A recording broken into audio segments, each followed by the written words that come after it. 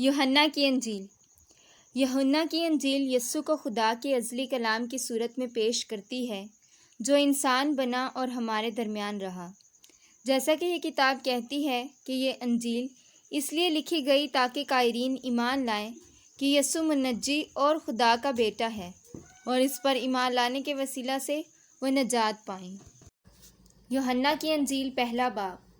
ابتدا میں کلام تھا اور کلام خدا کے ساتھ تھا اور کلام خدا تھا، یہی ابتدا میں خدا کے ساتھ تھا۔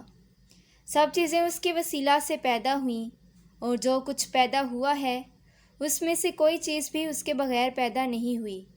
اس میں زندگی تھی اور وہ زندگی آدمیوں کا نور تھی، اور نور تاریکی میں چمکتا ہے اور تاریکی نے اسے قبول نہ کیا۔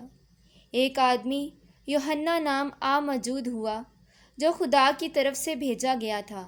یہ گواہی کے لیے آیا کہ نور کی گواہی دے تاکہ سب اس کے وسیلہ سے ایمان لائیں۔ وہ خود تو نور نہ تھا مگر نور کی گواہی دینے کو آیا تھا۔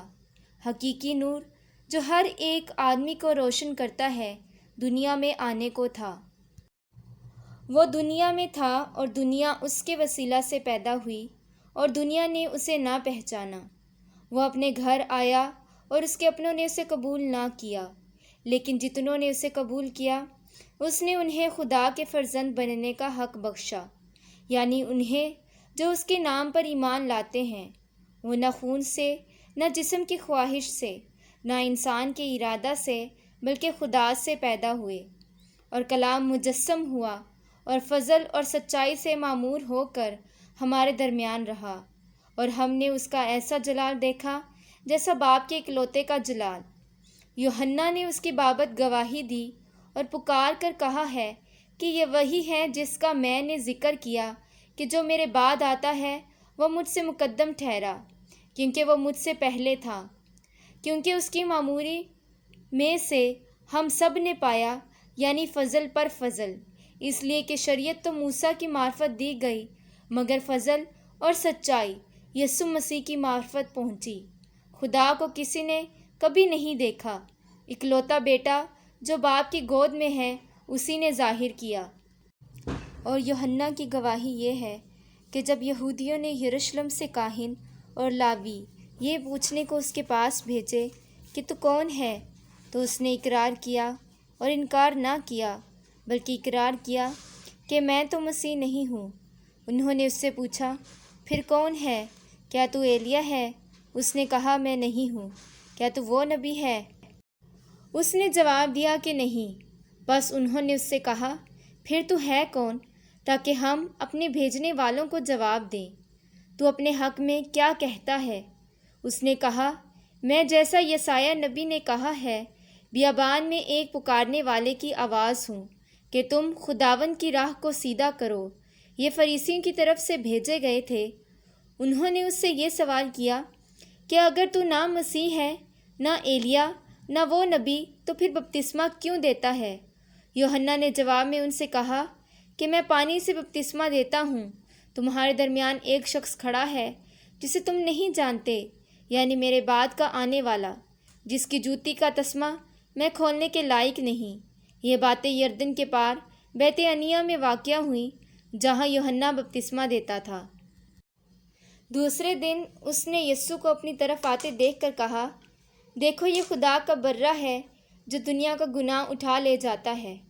یہ وہی ہے جس کے بابت میں نے کہا تھا کہ ایک شخص میرے بعد آتا ہے جو مجھ سے مقدم ٹھہرا ہے، کیونکہ وہ مجھ سے پہلے تھا، اور میں تو اسے پہچانتا نہ تھا، مگر اس لیے پانی سے بپتسمہ دیتا ہوا آیا کہ وہ اسرائیل پر ظاہر ہو جائے۔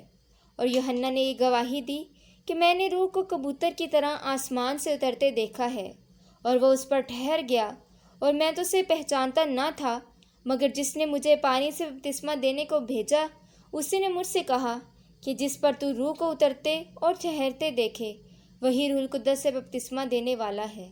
چنانچہ میں نے دیکھا اور گواہی دی ہے کہ یہ خدا کا بیٹا ہے۔ دوسرے دن پھر یوحنا اور اس کے شاگردوں میں سے 2 شخص کھڑے تھے۔ اس نے یسوع پر جو جا رہا تھا نگاہ کر کے کہا، دیکھو یہ خدا کا برہ ہے۔ وہ دونوں شاگرد اس کو یہ کہتے سن کر یسوع کے پیچھے ہو لیے یسوع نے پھر کر اور انہیں پیچھے آتے دیکھ کر ان سے کہا، تم کیا ڈھونڈتے ہو؟ انہوں نے اس سے کہا، اے ربی یعنی اے استاد، تو کہاں رہتا ہے؟ اس نے ان سے کہا، چلو دیکھ لو گے۔ بس انہوں نے آ کر اس کے رہنے کی جگہ دیکھی اور اس روز اس کے ساتھ رہے، اور یہ 10ویں گھنٹے کے قریب تھا۔